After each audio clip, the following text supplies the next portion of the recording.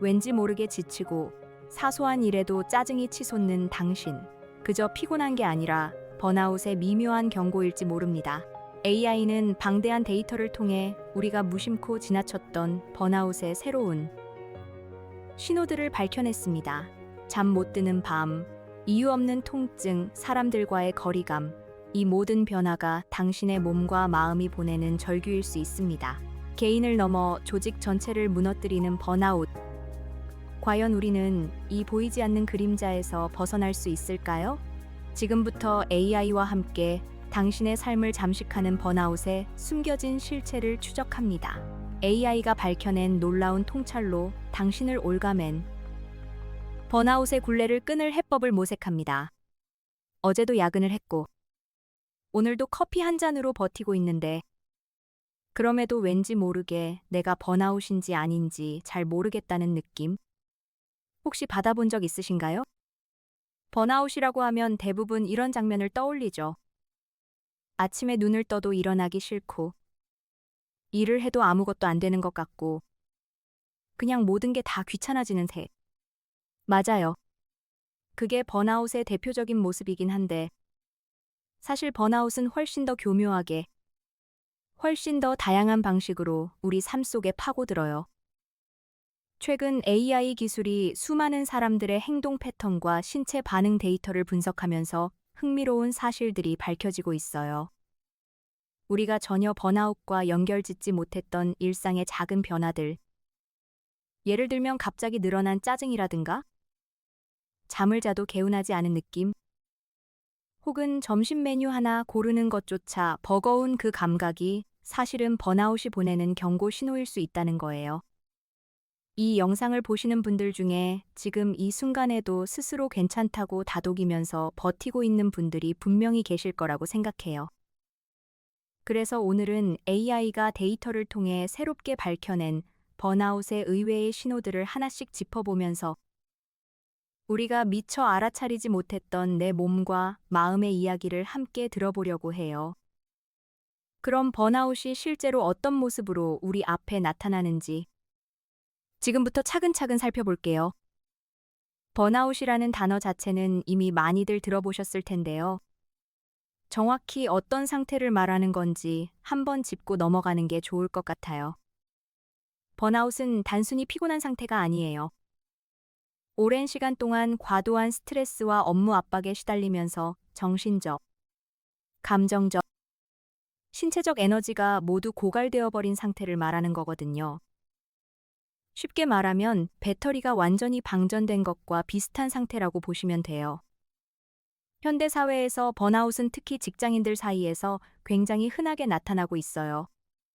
과도한 업무량은 물론이고, 내 역할이 정확히 뭔지 모호하게 느껴지는 상황이라든가, 열심히 일해도 제대로 된 인정이나 보상을 받지 못한다는 느낌.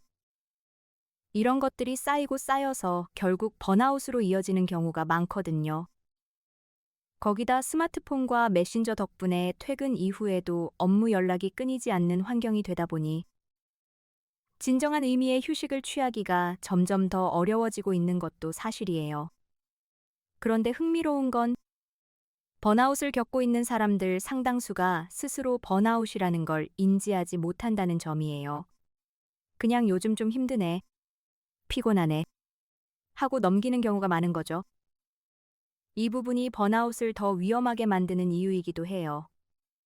모르고 있으면 대처를 할 수가 없으니까요. 바로 이 지점에서 AI 기술이 중요한 역할을 하기 시작했어요.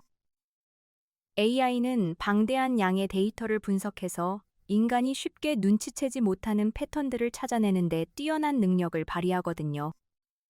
직장인들의 업무 패턴, 디지털 기기 사용 습관, 신체 반응 데이터 등을 종합적으로 분석하면서 번아웃과 연결된 의외의 신호들이 하나둘씩 드러나기 시작한 거예요.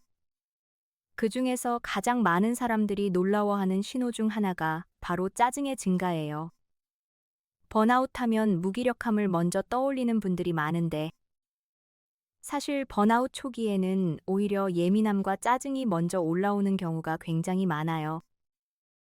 평소라면 그냥 넘겼을 사소한 일에 갑자기 화가 치밀어 오른다거나 동료의 작은 실수에 필요 이상으로 예민하게 반응하게 된다거나 가족이나 친구와의 대화에서 이유 없이 짜증이 나는 경험, 이런 것들이 모두 번아웃이 보내는 초기 경보일 수 있는 거예요. 왜 이런 현상이 생기냐면 우리 뇌가 극심한 스트레스 상황에서 감정을 조절하는 능력 자체가 저하되기 때문이에요.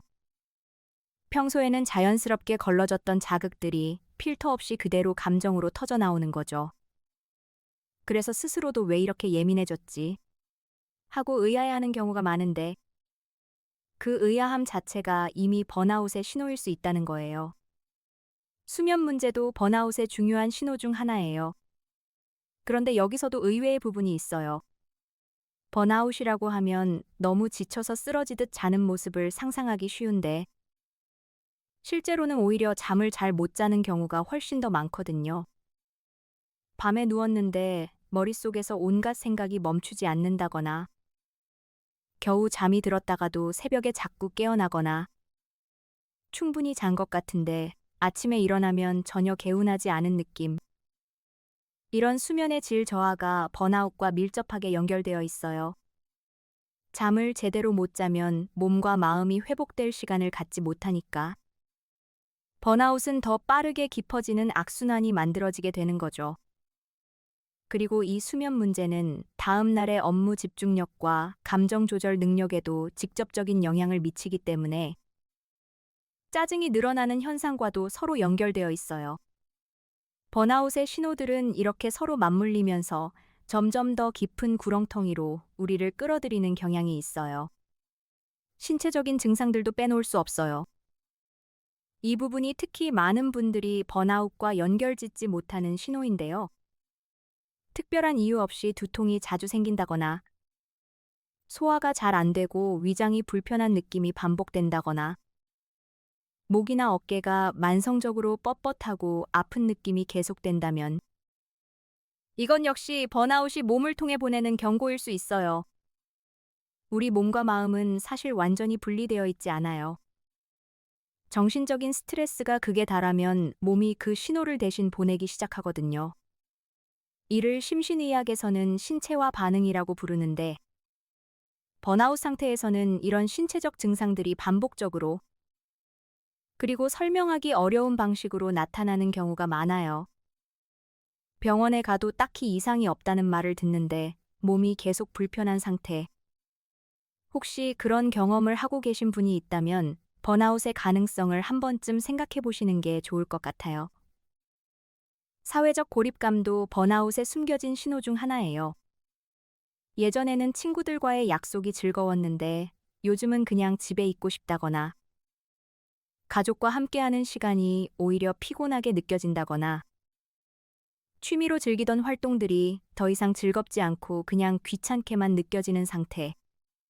이런 변화들이 번아웃의 중요한 신호예요. 번아웃을 겪는 사람들은 에너지가 너무 고갈된 나머지 사람과의 관계에서 에너지를 쓰는 것 자체가 버겁게 느껴지거든요. 그래서 점점 혼자 있으려 하고 사회적 연결고리를 스스로 끊어가는 행동을 보이는 경우가 많아요.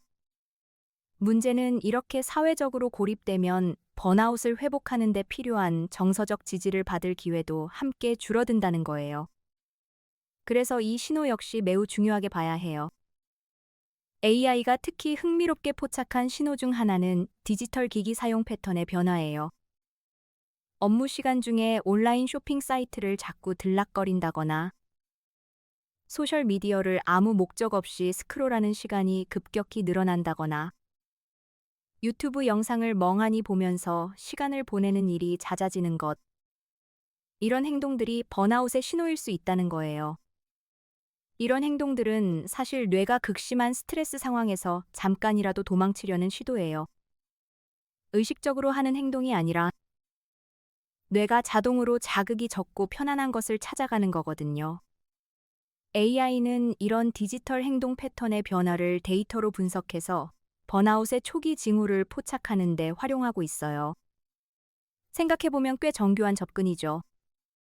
우리가 스스로 인지하지 못하는 사이에 이미 몸과 행동이 먼저 변화를 시작하고 있다는 거니까요. 마지막으로 결정 장애라고 부를 수 있는 증상도 번아웃의 중요한 신호예요.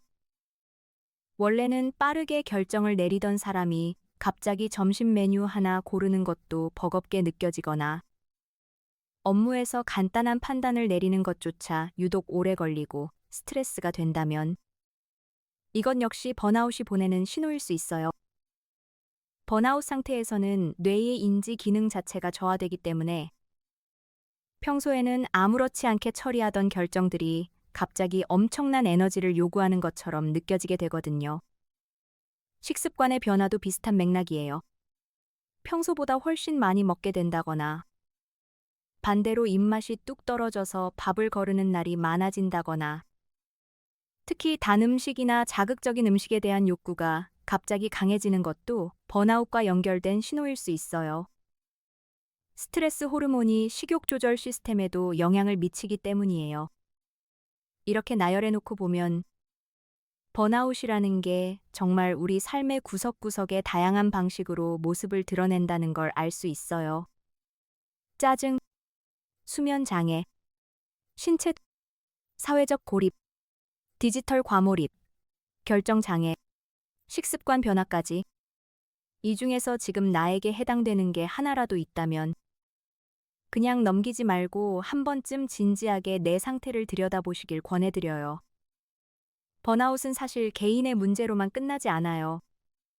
한 사람이 번아웃 상태에 빠지면 그 영향은 생각보다 훨씬 넓게 퍼져나가거든요. 직장에서 함께 일하는 동료에게, 가족에게, 그리고 조직 전체에 파문처럼 번져나가는 게 번아웃의 또 다른 무서운 얼굴이에요. 직장 환경에서 번아웃이 퍼지는 방식을 한번 생각해 볼게요. 과도한 업무량, 모호하게 설정된 역할, 그리고 노력에 비해 턱없이 낮은 보상. 이 세 가지가 맞물리면 번아웃은 거의 필연적으로 찾아온다고 해도 과언이 아니에요. 문제는 이런 환경에 놓인 사람이 한 명이 아니라는 거예요. 같은 팀, 같은 부서 안에서 비슷한 조건을 공유하는 사람들이 동시에 번아웃 위험에 노출되는 거거든요. 그러다 보면 팀 전체의 분위기가 무겁게 가라앉고 서로 간의 소통이 줄어들고 협업의 질도 자연스럽게 떨어지게 되죠.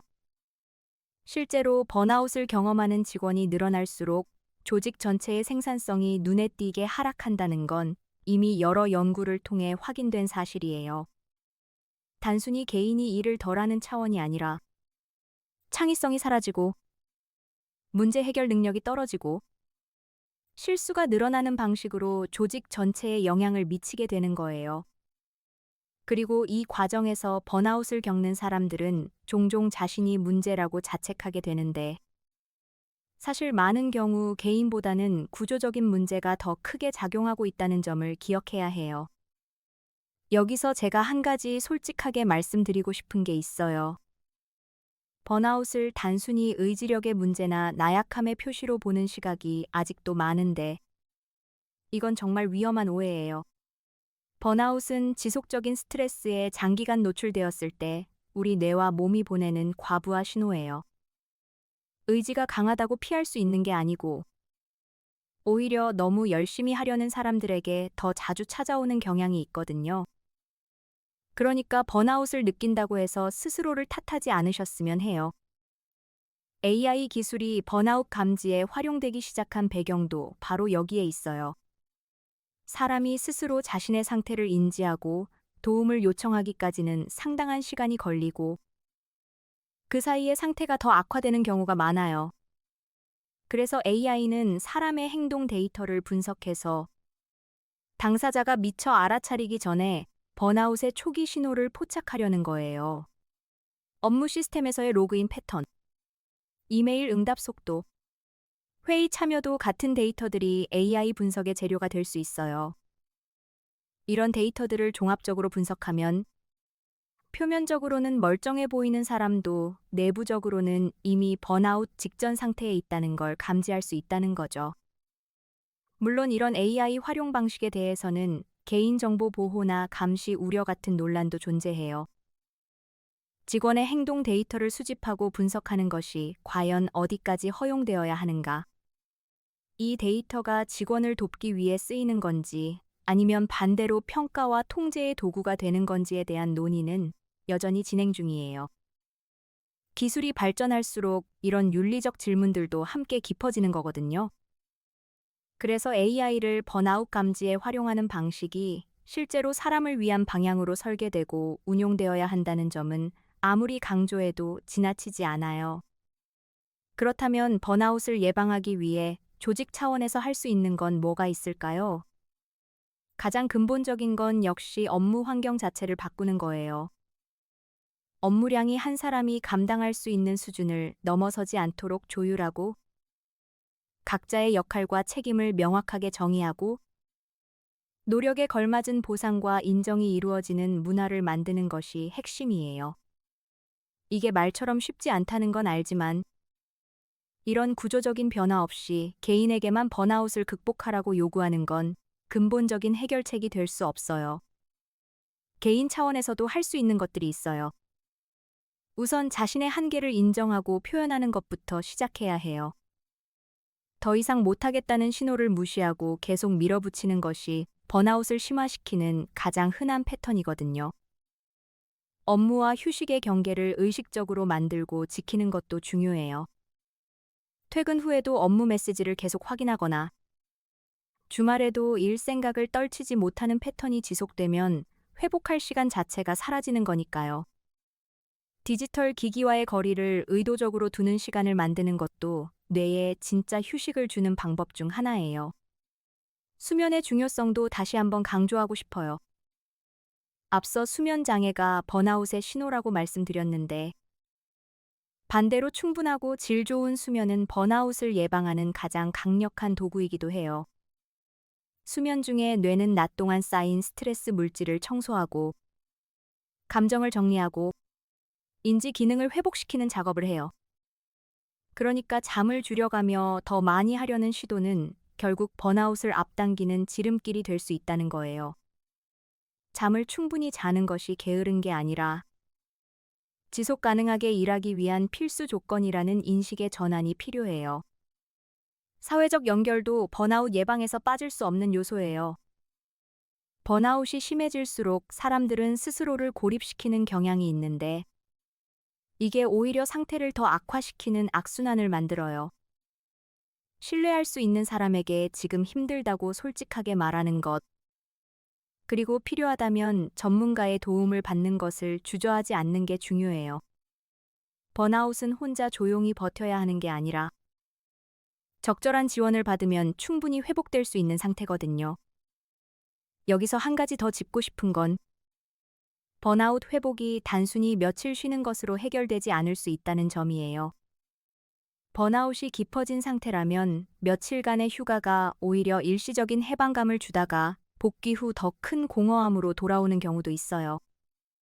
진짜 회복을 위해서는 자신이 번아웃에 빠진 근본적인 원인을 파악하고 그 원인에 접근하는 방식 자체를 바꾸는 과정이 필요해요. 그게 업무 환경의 변화일 수도 있고, 생각의 패턴을 바꾸는 것일 수도 있고, 때로는 삶의 방향 자체를 재점검하는 것일 수도 있어요. AI가 번아웃의 신호를 더 정밀하게 포착할 수 있게 되고 있다는 건 분명 긍정적인 발전이에요. 하지만 결국 그 신호를 받아들이고 변화를 만들어가는 건 우리 자신이에요. 기술이 아무리 발전해도 자신을 돌보는 선택은 스스로 해야 하는 거거든요. AI가 번아웃을 감지해 줄 수 있어도 번아웃에서 벗어나기 위한 행동은 결국 사람이 해야 한다는 사실 잊지 않으셨으면 해요. 번아웃은 어느 날 갑자기 찾아오는 것처럼 느껴지지만 사실은 오랜 시간 동안 조금씩 쌓여온 결과예요. 그래서 회복도 하루아침에 이루어지지 않아요.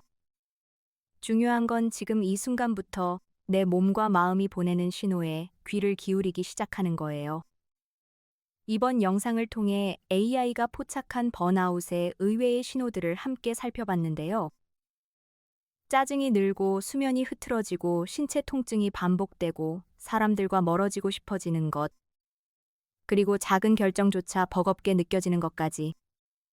이 모든 것들이 단순한 피로가 아니라 우리 몸과 뇌가 한계에 다가가고 있다는 신호일 수 있다는 걸 이제는 알게 되셨을 거예요. 그렇다면 번아웃에서 벗어나기 위해 실제로 무엇을 할 수 있을까요? 가장 먼저 해야 할 일은 지금 내 상태를 있는 그대로 인정하는 거예요. 번아웃을 경험하고 있다는 걸 인정하는 게 나약한 게 아니에요. 오히려 그 인정이 회복의 첫 번째 문을 여는 열쇠예요. 많은 사람들이 번아웃 상태에서도 괜찮은 척, 버틸 수 있는 척 하다가 더 깊은 수렁에 빠지는 경우가 많거든요. 인정 다음에는 경계를 설정하는 연습이 필요해요. 번아웃에 빠진 사람들의 공통점 중 하나는 거절을 잘 못한다는 거예요. 더 잘하고 싶고, 기대에 부응하고 싶고, 실망시키고 싶지 않다는 마음이 결국 자신의 한계를 넘어서는 상황을 반복적으로 만들어요. 그러니까 지금 당장 모든 요청에 응하지 않아도 괜찮다는 것. 아니오라고 말하는 것이 무책임한 게 아니라 자기 자신을 지키는 행동이라는 걸 기억해 주세요. 업무 방식의 변화도 중요해요. 과도한 업무량과 모호한 역할, 그리고 노력에 비해 충분하지 않은 보상이 번아웃의 주요 원인 중 하나라는 건 이미 여러 연구에서 밝혀진 사실이에요. 만약 지금 내가 처한 환경이 이런 조건들을 갖추고 있다면 단순히 개인이 더 열심히 하거나 더 잘 버티는 것만으로는 해결되지 않아요. 상사나 동료와 업무 범위에 대해 명확하게 이야기를 나누거나 우선순위를 재조정하거나 필요하다면 업무 환경 자체의 변화를 요청하는 것도 고려해봐야 해요. 그리고 이건 개인의 문제만이 아니에요. 조직 차원에서도 번아웃에 대한 인식이 바뀌어야 해요.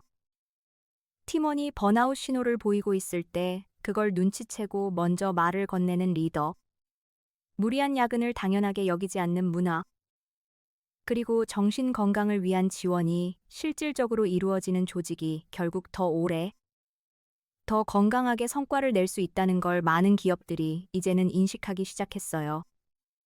번아웃은 개인의 나약함이 아니라 구조적인 문제에서 비롯되는 경우가 많다는 시각이 점점 더 중요해지고 있는 거죠.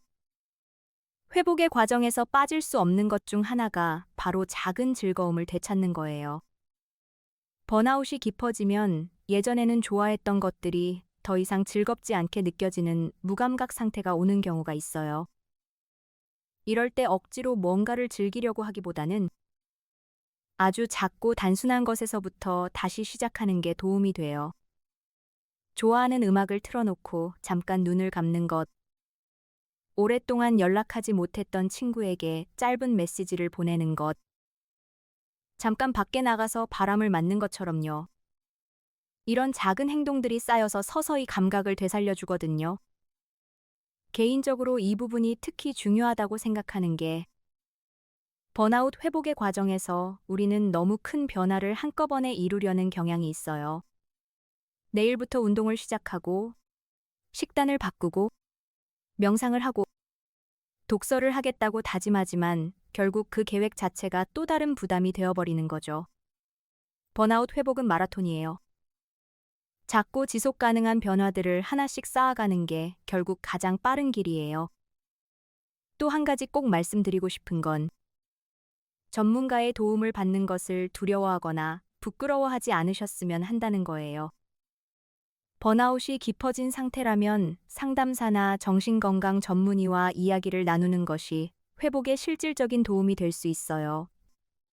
몸이 아프면 병원에 가는 것처럼 마음이 한계에 다다랐을 때 전문가를 찾는 것도 지극히 당연한 선택이에요.